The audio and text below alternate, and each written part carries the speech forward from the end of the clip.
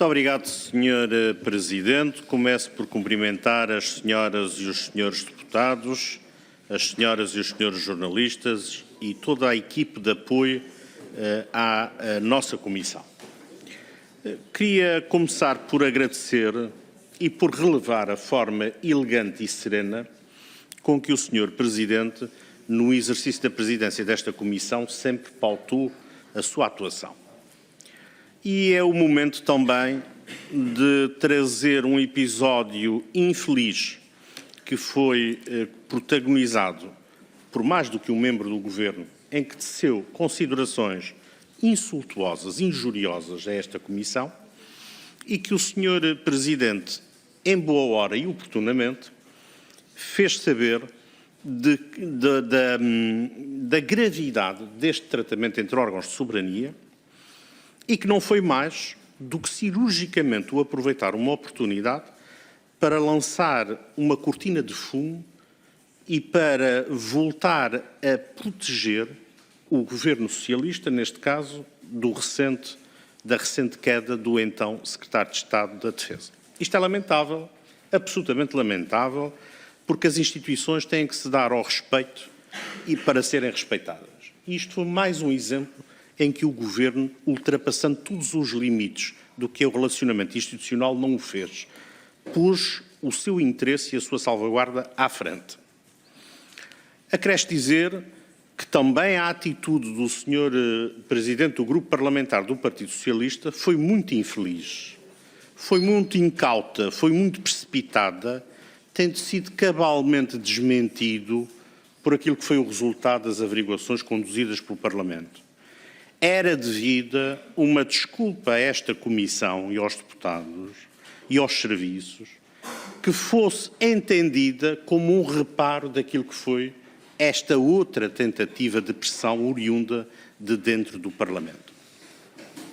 Não posso deixar em honestidade até intelectual de também dizer que teríamos sentido um conforto adicional se, para além, naturalmente, da atitude do Sr. Presidente da Comissão Parlamentar de Inquérito, que o Sr. Presidente da Assembleia da República pudesse também dar o respaldo a este protesto face à forma como esta Comissão e, ao fim e ao cabo, a própria Assembleia foi tratada.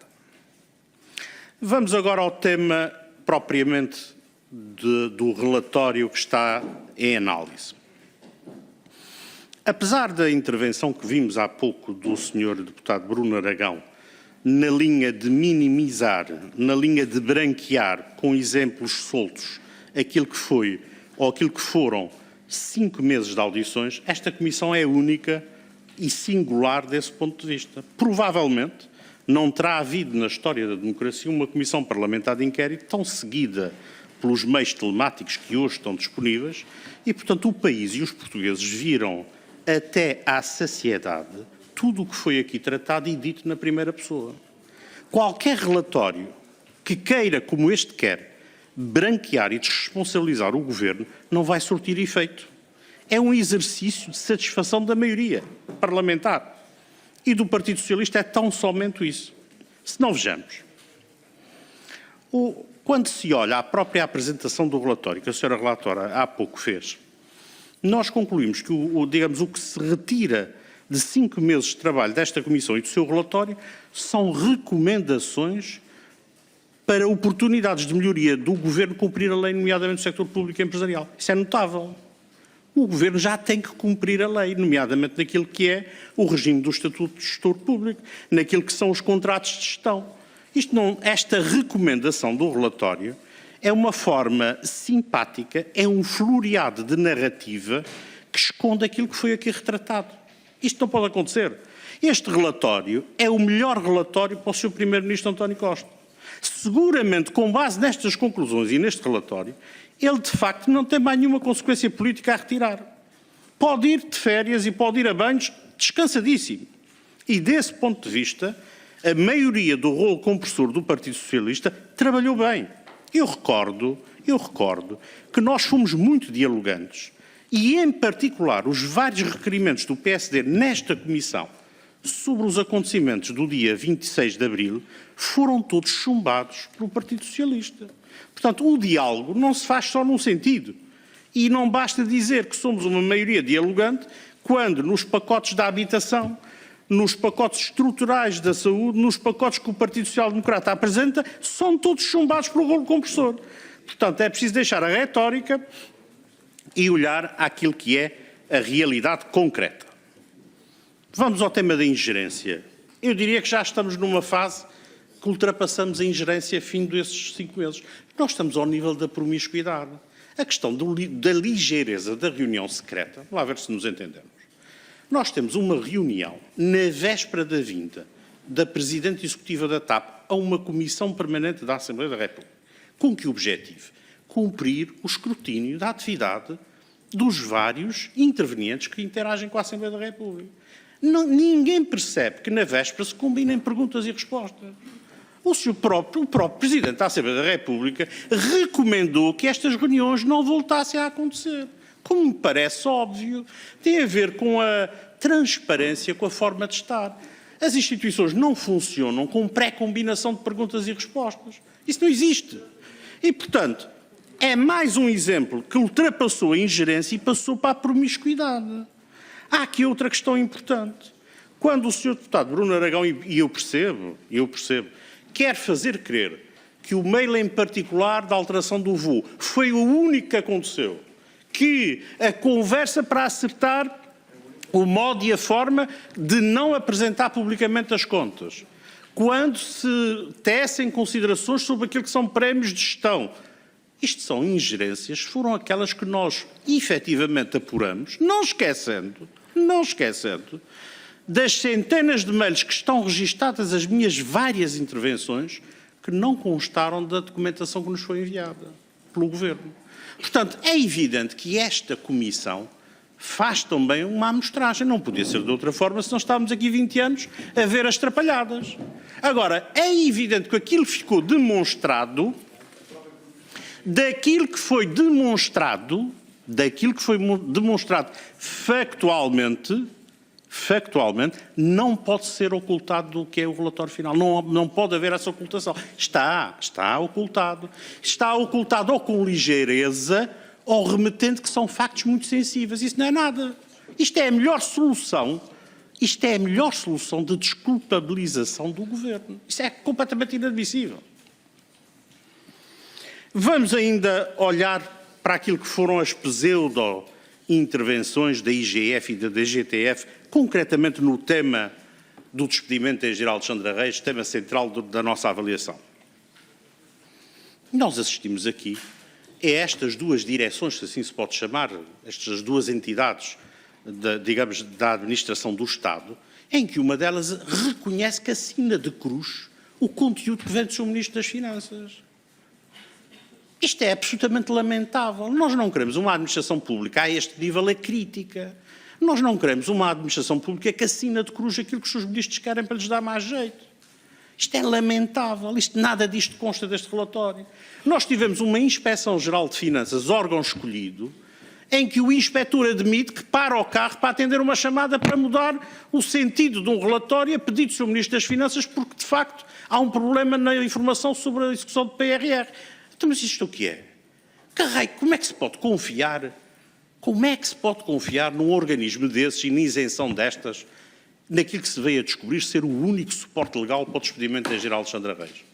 É evidente que tudo isto cozinhado, no fim, não vai dar bom resultado. E é preciso que o Sr. Ministro das Finanças seja devidamente responsabilizado no caso, como nós já alertamos, de vir a haver uma indenização por essa razão formal. Nenhum destes factos consta do relatório. É absolutamente inadmissível. Mas temos mais.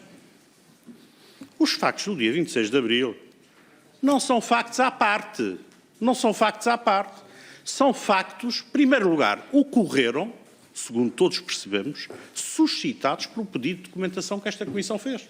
É, digamos, o que despoleta de algum modo toda aquela situação desagradável. Mas ela configura em si mesmo uma forma de atuação do Governo e de um Ministério e de um Ministro da República que não é aceitável em qualquer tempo, sob qualquer governo, sob qualquer regime. É absolutamente inaceitável. O Sr. Ministro já não tem condições, como se viu aqui no seu depoimento, para exercer a sua função, está politicamente diminuído. E todo esse exercício de proteção explícito no âmbito do relatório de só à segunda tentativa constar uma tênue referência é absolutamente inaceitável. Nós estamos a branquear a situação escandalosa do Ministro João Galamba que todos assistimos nesta mesa. Eu nunca pensei vir a ouvir o que ouvi aqui do Ministro João Galamba, e acho que nenhum português. E, portanto, não é possível, de forma nenhuma, isto estar oculto neste relatório. E está. Mas, todos os relatos desta noite, muitos deles podem eventualmente configurar, crimes que foram muito relatados. E nada disto tem o relativo relevo que deveria ter neste relatório. Não posso também deixar de dizer que, olhando para as questões estratégicas da companhia, há aqui coisas que são muito relevantes. Nós temos, em 2017, um processo de recompra, temos uma nacionalização em 2020, correndo com os privados, temos a injeção de 3.200 milhões de euros, onde não ficou claro que o Governo fez todas as tentativas em conjunto com a gestão da companhia para encontrar alternativas à nacionalização. Ao contrário, havia a intenção política de nacionalizar, não está, e esta é a questão de fundo, e agora estamos na situação que depois de nacionalizada vamos reprivatizar. Portanto, há aqui um governo socialista que em 2011 faz um acordo da Troika para privatizar, recompra em 2015, em 2016 e 2017, nacionaliza em 2020 e agora há pressa que é outra vez privatizar. Tudo à custa, pelo menos, 3.200 milhões de euros dos portugueses. Nada desta avaliação política consta desse relatório. É completamente omisso. Este relatório, do ponto de vista que são as questões fundamentais em torno daquilo das pessoas que foram aqui ouvidas, tem zero. E esta é que é a questão. As pessoas que aqui vieram receberam sempre perguntas de todas as forças políticas. Nenhum partido aqui sentado pode dizer que aquela pessoa não deveria ter estado aqui, porque todos anuíram e todos perguntaram e ouviram exatamente as posições. Isto tinha que estar tudo vertido no relatório e não está. Convenientemente não está. E isso para nós é imperdoável. Aliás, há aqui uma narrativa que começou logo em algum momento, que foi querer dizer que esta Comissão não estava a tratar da TAP. Foi inteligente por parte da maioria começar a passar essa narrativa, mas ela não passou. Porque a TAP foi central, é central, quer no que foi aqui dito presencialmente, quer no enorme acervo documental que consta desta Comissão. Agora, tivemos foi que, paralelamente, lidar com um conjunto de factos escabrosos daquilo que é a gestão pública de um governo socialista que confunde o Estado com o partido, com o governo, é tudo a mesma coisa.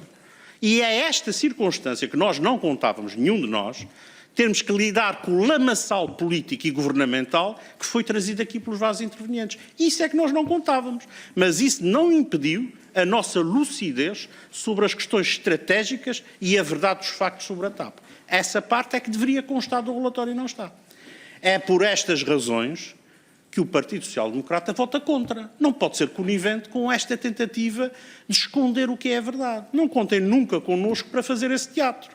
Nós vamos apresentar as nossas conclusões e quem as for ler e tiver assistido a estas audições e a tudo o que se passou nesta Comissão, não terá a mínima dúvida que será um retrato factual, sem maquilhagem, sem favor, sem jeitos a governo nenhum ou a partido nenhum. Muito obrigado.